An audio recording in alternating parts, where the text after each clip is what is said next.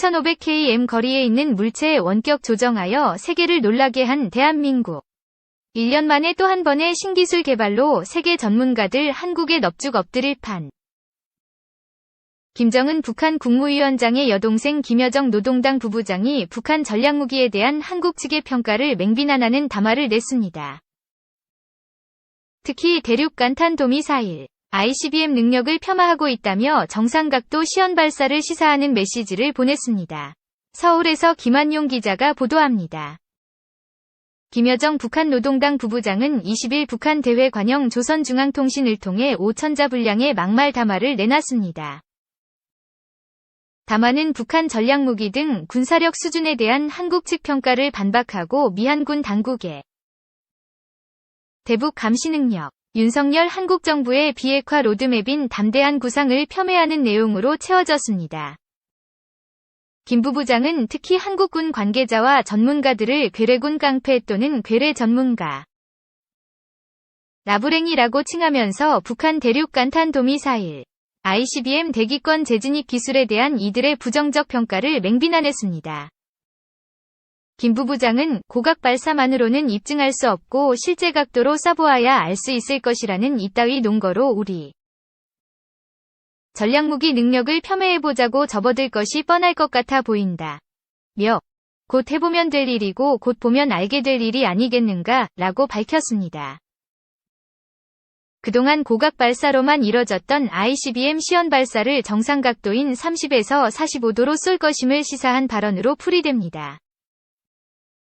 김 부부장은 그러면서 만약 대기권 재돌입 기술이 미흡했다면 조종전투부의 원격 자료를 탄착 순간까지 받을 수가 없게 된다.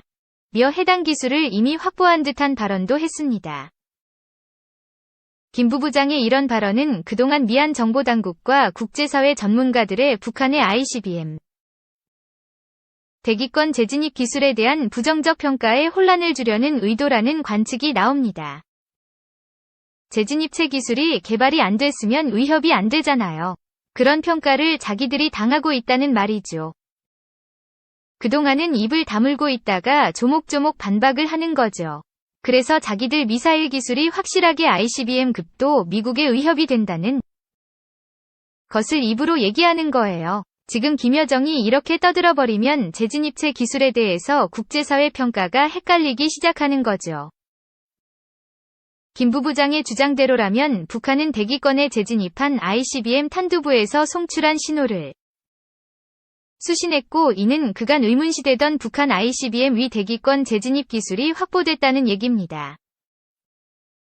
하지만 설사 수신에 성공했다고 해도 이를 근거로 대기권 재진입 기술 확보를 판단하기는 어렵다는 지적이 나옵니다. 고각 발사와 정상각도 발사는 재진입 환경이 다르기 때문에 고각 발사를 통한 ICBM 위 대기권 재진입 자체가 검증 통과를 의미하는 게 아니라는 겁니다. 한국 정부 산하 국책연구기관인 과학기술정책연구원 이춘근 박사입니다. 북한에서 말하는 것은 고각 발사를 해서 근거리에 탄착시킨 데이터를 갖고 있다는 건데 이건 실거리 사격했을 때 데이터와 다를 수 있는 것이죠. 그러니까 북한이 지금 갖고 있는 데이터는 간접 데이터다 이렇게 말할 수밖에 없는 거죠. 김 부부장이 정상각도 발사를 시사한 발언과 관련해선 개연성이 있다는 관측이 나옵니다. 북한이 ICBM을 정상각도로 발사할 경우 동해상에 떨어지는 고각 발사와 달리 하와이 인근 또는 미국 쪽에 가까운 태평양에 낙하할 수 있습니다.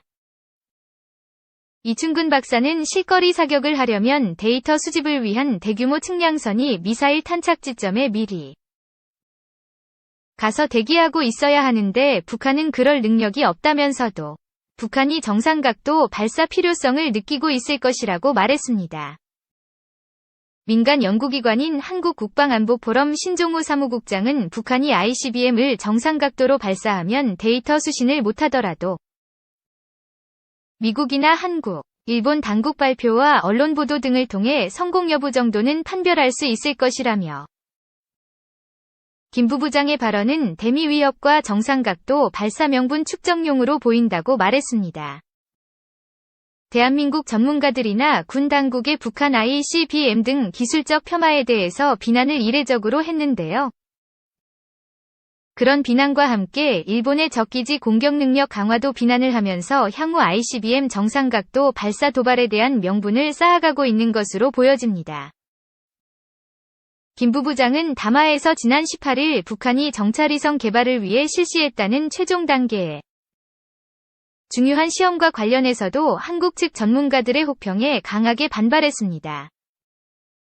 북한이 공개한 위성 촬영 사진의 화질에 대해 한국 측에서 조악한 수준이라거나 기만 활동 등의 부정적 평가가 나온 점을 문제 삼으며 남을 깎아내리는 데만 골몰하니 상식밖의 말을 내뱉을 수밖에 있겠는가 라고 비난했습니다.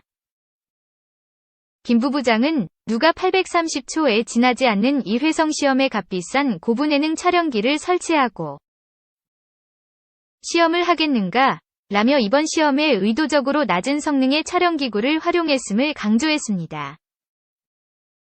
이와 함께 미한 군 당국이 자신들의 정찰위성 시험 발사를 중중거리 탄도미사일 MRBM 시험 발사로 평가한 데 대해서도 위성 개발을 위한 시험이 아니라면 하등의 필요도 없이 파철 같은 구형 미사일은 왜 쏘았겠는가 라고 반박했습니다.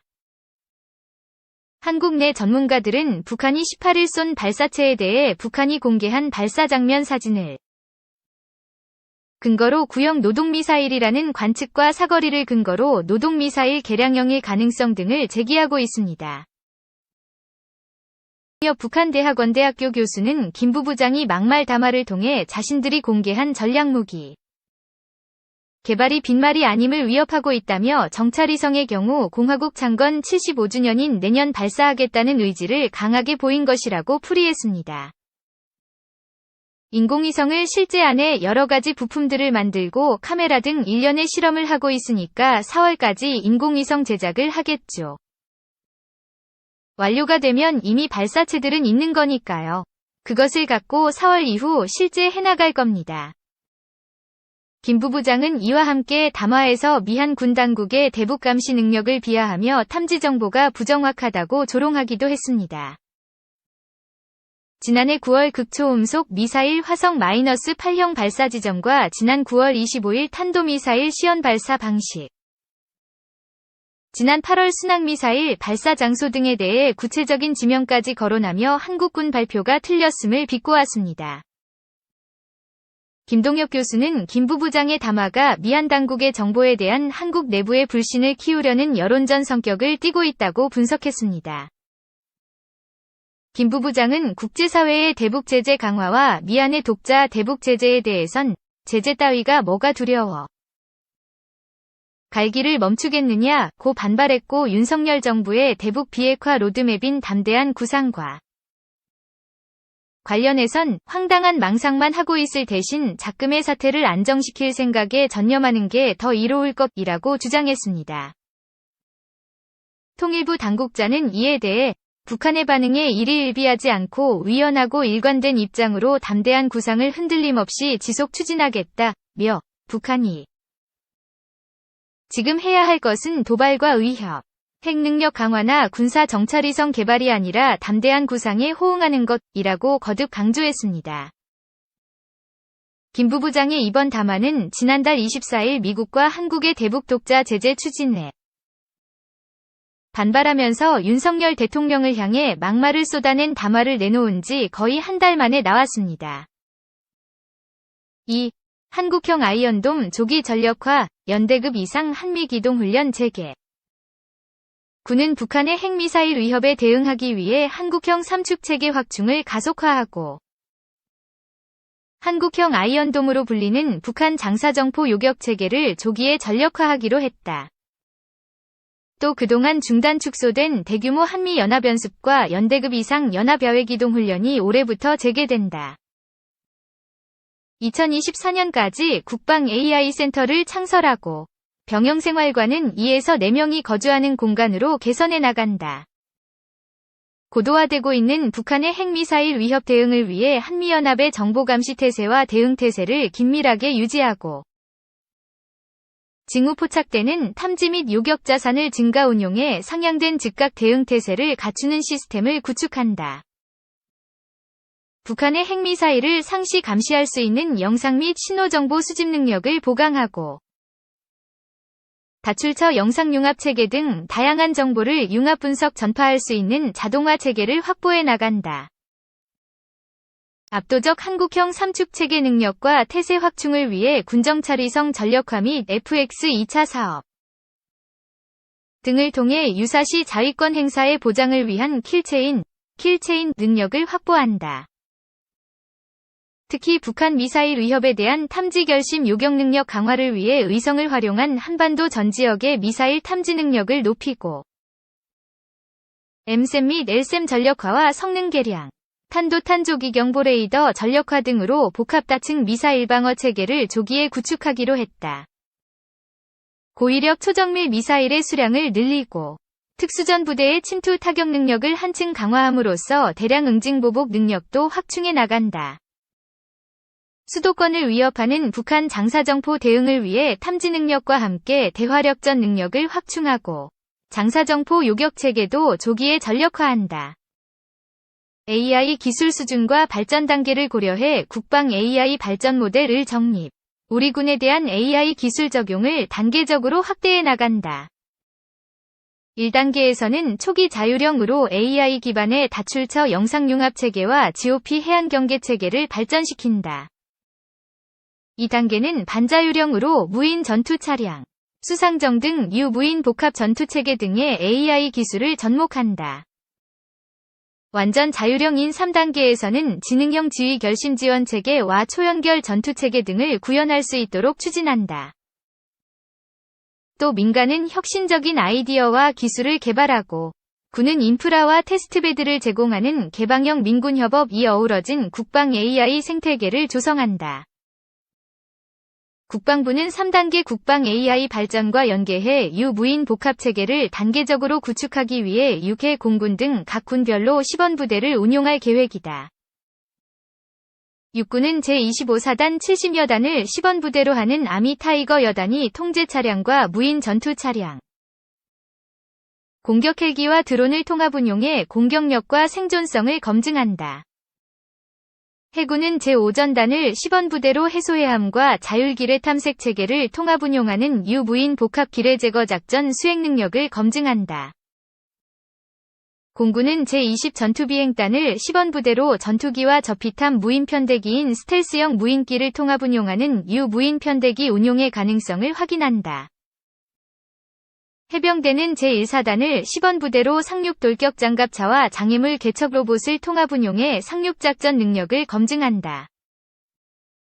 국방부는 유무인 복합체계 구축을 위한 기반 조성 차원에서 민군 협업을 통해 국산화와 표준화를 달성하고 성능이 우수한 상용 제품을 군에 신속히 도입해 운용하기로 했다. 유무인 복합체계 신속 획득을 위해 과학기술 발전 속도에 부합하는 전력 증강 정책과 제도의 개선, 국방 분야 R&D 거버넌스 구축 등 효율성과 적시성에 기반한 한국형 획득 프로세스를 정립해 나갈 계획이다.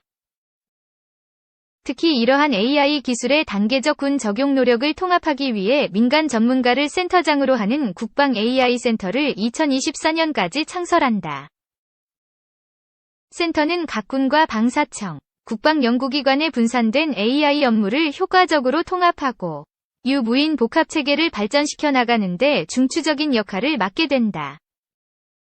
이와 함께 현재 국방 R&D 위 2% 수준인 국방 AI R&D 예산을 점진적으로 확대하고 민간 AI 대학원과 협업해 향후 5년간 AI 확산을 선도할 전문 인력 1000여 명을 양성하기로 했다. 연합항모 강습단 훈련과 연합상륙 훈련과 같은 연대급 이상 야외 기동 훈련을 재개하고 연합연습과 연계해 다양한 연합 야외 기동 훈련을 집중 시행할 예정이다. 올해 후반기 연합연습부터 매년 군사연습과 정부연습을 통합 시행함으로써 국가총력전 수행 능력의 실질적인 향상을 도모한다. 또 연합연습의 명칭을 UFS, 울지 프리덤 쉴드, 을지 자유의 방패로 변경, 한미 동맹의 전통을 계승하고 전구급 연합 연습 체계를 재확립한다. 지난 5월 21일 한미 정상회담의 후속 조치로 국방 분야 과학기술 협력 전반의 정책 전략적 협의를 활성화하기 위해 차관 보급 한미 국방과학기술 협의체 신설을 추진한다.